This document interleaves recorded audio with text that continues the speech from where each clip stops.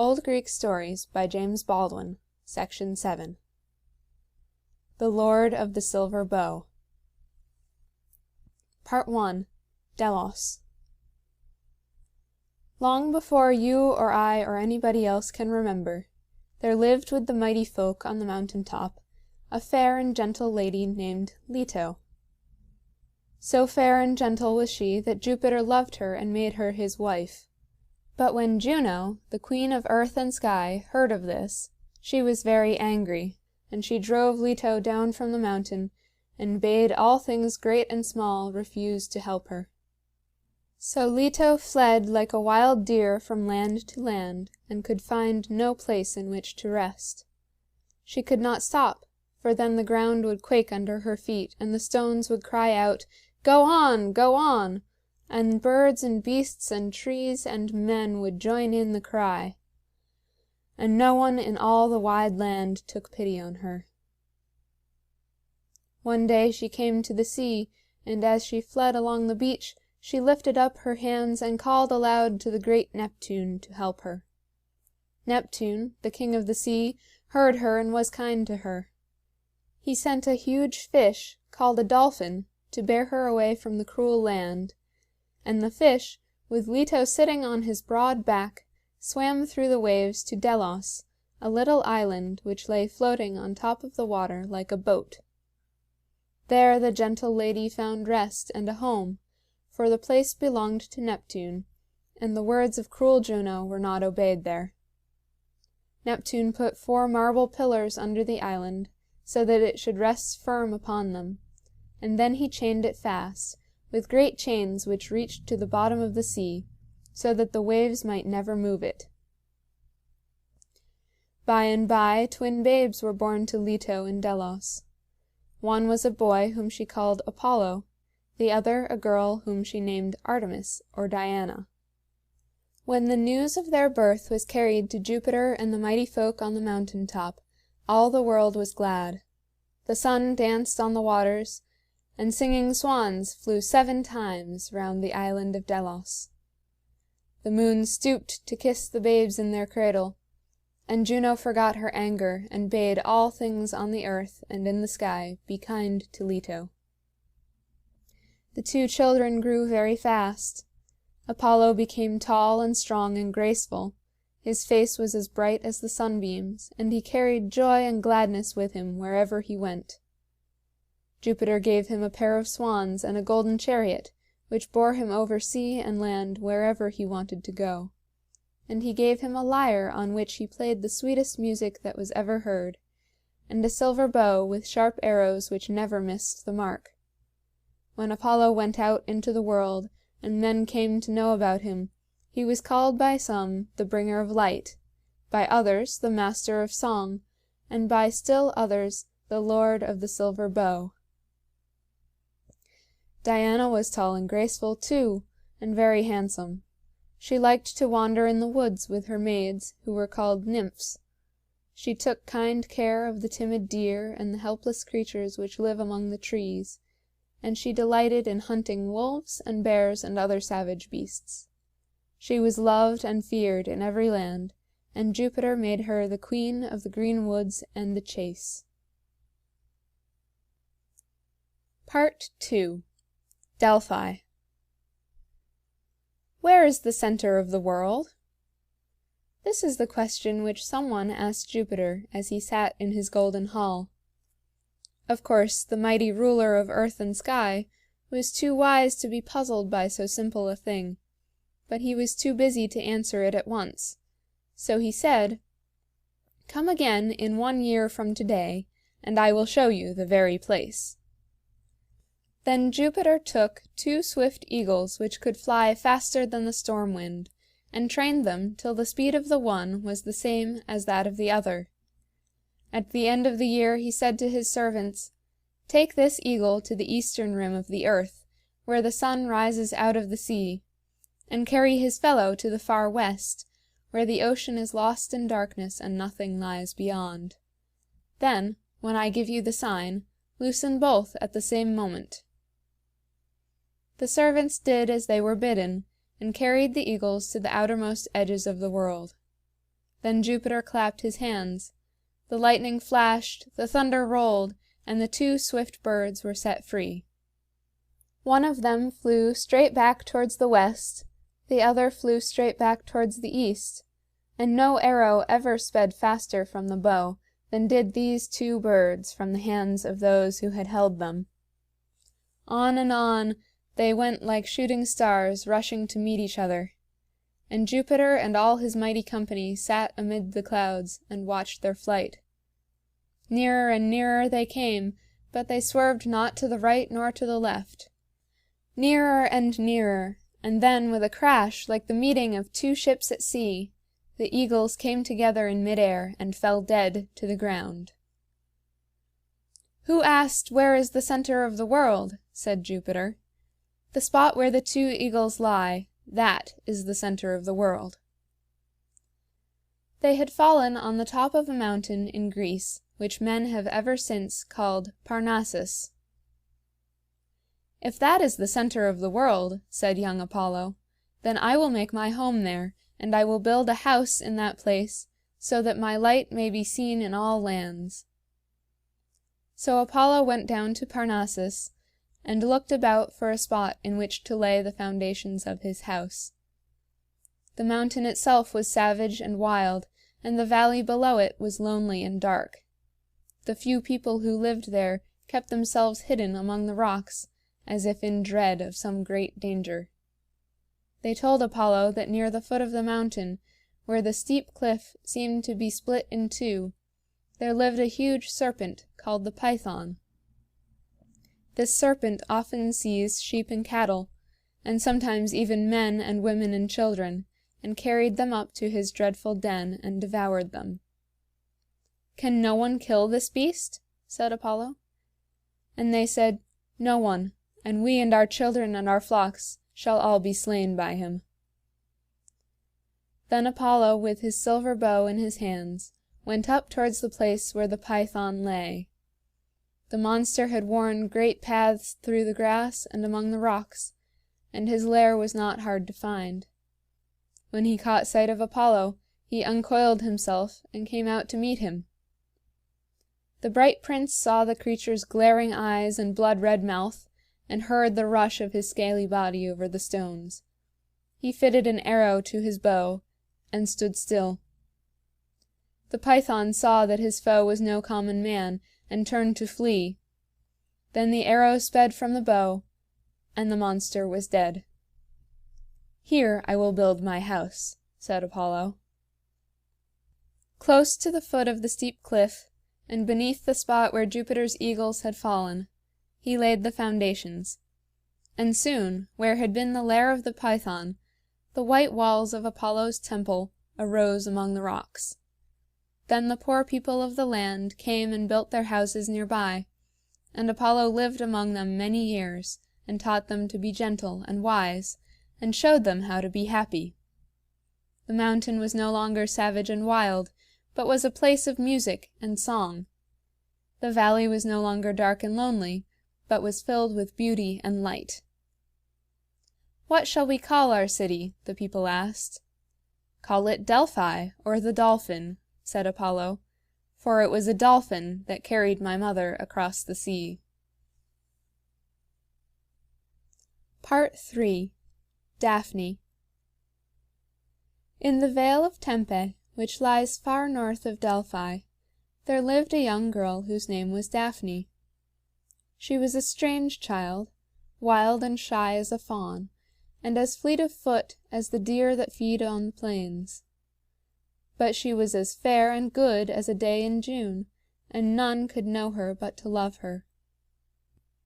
Daphne spent the most of her time in the fields and woods, with the birds and blossoms and trees, and she liked best of all to wander along the banks of the river Peneus, and listen to the ripple of the water, as it flowed among the reeds or over the shining pebbles. Very often she would sing and talk to the river, as if it were a living thing and could hear her, and she fancied that it understood what she said, and that it whispered many a wonderful secret to her in return. The good people who knew her best said, "She is a child of the river." "Yes, dear river," she said, "let me be your child." The river smiled and answered her in a way which she alone could understand, and always, after that, she called it Father Peneus. One day, when the sun shone warm and the air was filled with the perfume of flowers, Daphne wandered farther away from the river than she had ever gone before. She passed through a shady wood and climbed a hill, from the top of which she could see Father Peneus lying white and clear and smiling in the valley below. Beyond her were other hills, and then the green slopes and wooded top of the great Mount Ossa. Ah, if she could only climb to the summit of Ossa, she might have a view of the sea and of other mountains close by, and of the twin peaks of Mount Parnassus far, far to the south. "Good-bye, Father Peneus," she said. "I am going to climb the mountain, but I will come back soon." The river smiled, and Daphne ran onward, climbing one hill after another, and wondering why the great mountain seemed still so far away. By and by she came to the foot of a wooded slope, where there was a pretty waterfall, and the ground was bespangled with thousands of beautiful flowers, and she sat down there a moment to rest. Then from the grove on the hilltop above her came the sound of the loveliest music she had ever heard. She stood up and listened. Someone was playing on a lyre, and someone was singing. She was frightened, and still the music was so charming that she could not run away. Then, all at once, the sound ceased, and a young man, tall and fair, and with a face as bright as the morning sun, came down the hillside towards her. "Daphne!" he said, but she did not stop to hear. She turned and fled like a frightened deer back towards the Vale of Tempe. "Daphne!" cried the young man. She did not know that it was Apollo, the lord of the silver bow. She only knew that the stranger was following her, and she ran as fast as her fleet feet could carry her. No young man had ever spoken to her before, and the sound of his voice filled her heart with fear. "She is the fairest maiden that I ever saw," said Apollo to himself. "If I could only look at her face again and speak with her, how happy I should be!" Through brake, through briar, over rocks and the trunks of fallen trees, down rugged slopes, across mountain streams, leaping, flying, panting, Daphne ran. She looked not once behind her, but she heard the swift footsteps of Apollo coming always nearer. She heard the rattle of the silver bow which hung from his shoulders. She heard his very breath, he was so close to her. At last she was in the valley where the ground was smooth and it was easier running, but her strength was fast leaving her. Right before her, however, lay the river, white and smiling in the sunlight. She stretched out her arms and cried, "Oh, Father Peneus, save me!" Then it seemed as though the river rose up to meet her. The air was filled with a blinding mist. For a moment Apollo lost sight of the fleeing maiden. Then he saw her close by the river's bank, and so near to him that her long hair, streaming behind her, brushed his cheek. He thought that she was about to leap into the rushing, roaring waters, and he reached out his hands to save her. But it was not the fair, timid Daphne that he caught in his arms. It was the trunk of a laurel tree, its green leaves trembling in the breeze. "Oh, Daphne, Daphne!" he cried. "Is this the way in which the river saves you? Does Father Peneus turn you into a tree to keep you from me?" Whether Daphne had really been turned into a tree, I know not. Nor does it matter now, it was so long ago. But Apollo believed that it was so, and hence he made a wreath of the laurel leaves, and set it on his head like a crown, and said that he would wear it always in memory of the lovely maiden.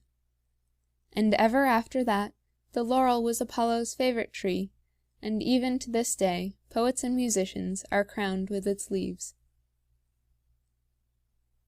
Part 4. Deluded. Apollo did not care to live much of the time with his mighty kinsfolk on the mountain top. He liked better to go about from place to place and from land to land, seeing people at their work and making their lives happy. When men first saw his fair boyish face and his soft white hands, they sneered and said he was only an idle, good-for-nothing fellow. But when they heard him speak, they were so charmed that they stood spellbound to listen, and ever after that they made his words their law. They wondered how it was that he was so wise, for it seemed to them that he did nothing but stroll about, playing on his wonderful lyre and looking at the trees and blossoms and birds and bees. But when any of them were sick, they came to him, and he told them what to find in plants or stones or brooks that would heal them and make them strong again. They noticed that he did not grow old, as others did, but that he was always young and fair, and, even after he had gone away, they knew not how nor whither, it seemed as though the earth were a brighter and sweeter place to live in than it had been before his coming. In a mountain village beyond the Vale of Tempe, there lived a beautiful lady named Coronis. When Apollo saw her, he loved her and made her his wife. And for a long time the two lived together and were happy. By and by a babe was born to them, a boy with the most wonderful eyes that anybody ever saw, and they named him Aesculapius. Then the mountains and the woods were filled with the music of Apollo's lyre, and even the mighty folk on the mountain top were glad. One day Apollo left Coronis and her child, and went on a journey to visit his favorite home on Mount Parnassus. "I shall hear from you every day," he said at parting. "The crow will fly swiftly every morning to Parnassus, and tell me whether you and the child are well, and what you are doing while I am away." For Apollo had a pet crow which was very wise and could talk. The bird was not black, like the crows which you have seen, but as white as snow. Men say that all crows were white until that time, but I doubt whether anybody knows. Apollo's crow was a great tattler, and did not always tell the truth. It would see the beginning of something, and then, without waiting to know anything more about it, would hurry off and make up a great story about it. But there was no one else to carry news from Coronis to Apollo, for, as you know, there were no postmen in those days, and there was not a telegraph wire in the whole world. All went well for several days. Every morning the white bird would wing its way over hills and plains and rivers and forests until it found Apollo, either in the groves on the top of Parnassus or in his own house at Delphi. Then it would alight upon his shoulder and say, "Coronis is well! Coronis is well!" One day, however, it had a different story. It came much earlier than ever before, and seemed to be in great haste. "Cor, cor, cor!" it cried, but it was so out of breath that it could not speak her whole name. "What is the matter?" cried Apollo, in alarm. "Has anything happened to Coronis? Speak! Tell me the truth!" "She does not love you! She does not love you!" cried the crow. "I saw a man! I saw a man!"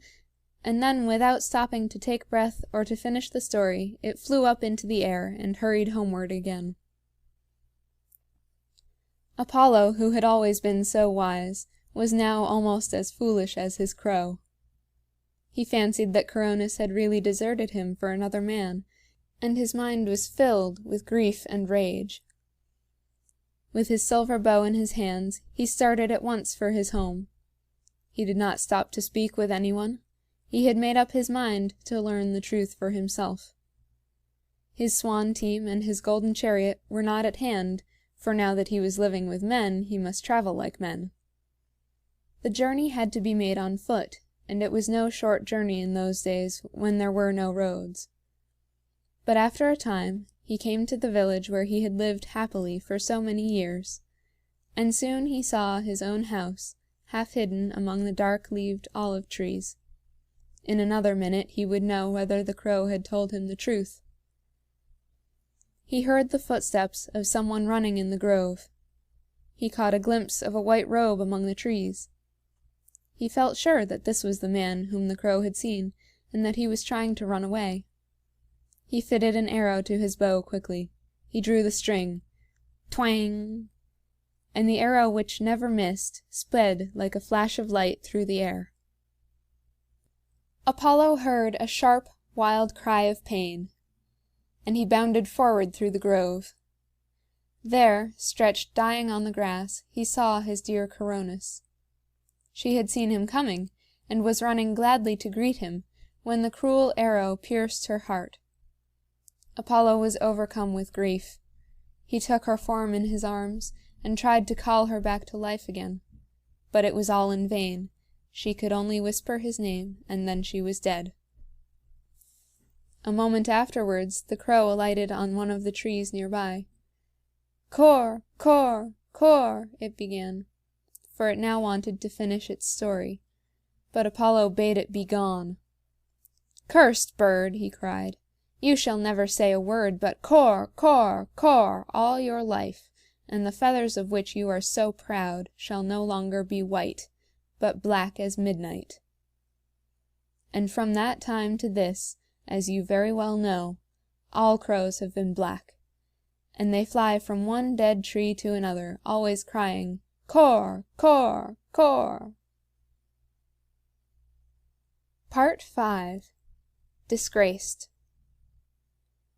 Soon after this, Apollo took the little Aesculapius in his arms, and carried him to a wise old schoolmaster named Cheiron, who lived in a cave under the gray cliffs of a mountain close by the sea.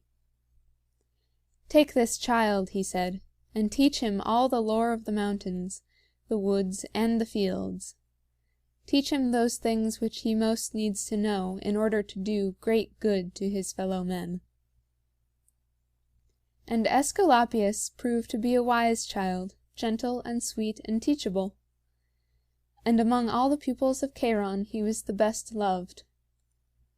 He learned the lore of the mountains, the woods, and the fields. He found out what virtue there is in herbs and flowers and senseless stones. And he studied the habits of birds and beasts and men. But above all he became skillful in dressing wounds and healing diseases, and to this day physicians remember and honor him as the first and greatest of their craft. When he grew up to manhood, his name was heard in every land, and people blessed him because he was the friend of life and the foe of death. As time went by, Aesculapius cured so many people and saved so many lives that Pluto, the pale-faced king of the lower world, became alarmed. "I shall soon have nothing to do," he said, "if this physician does not stop keeping people away from my kingdom." And he sent word to his brother Jupiter, and complained that Aesculapius was cheating him out of what was his due. Great Jupiter listened to his complaint, and stood up among the storm clouds, and hurled his thunderbolts at Aesculapius until the great physician was cruelly slain. Then all the world was filled with grief, and even the beasts and the trees and the stones wept, because the friend of life was no more. When Apollo heard of the death of his son, his grief and wrath were terrible. He could not do anything against Jupiter and Pluto, for they were stronger than he. But he went down into the smithy of Vulcan, underneath the smoking mountains, and slew the giant smiths who had made the deadly thunderbolts. Then Jupiter, in his turn, was angry, and ordered Apollo to come before him and be punished for what he had done. He took away his bow and arrows, and his wonderful lyre, and all his beauty of form and feature. And after that Jupiter clothed him in the rags of a beggar, and drove him down from the mountain, and told him that he should never come back nor be himself again, until he had served some man a whole year as a slave. And so Apollo went out, alone and friendless, into the world, and no one who saw him would have dreamed that he was once the sun-bright lord of the silver bow. End of section 7.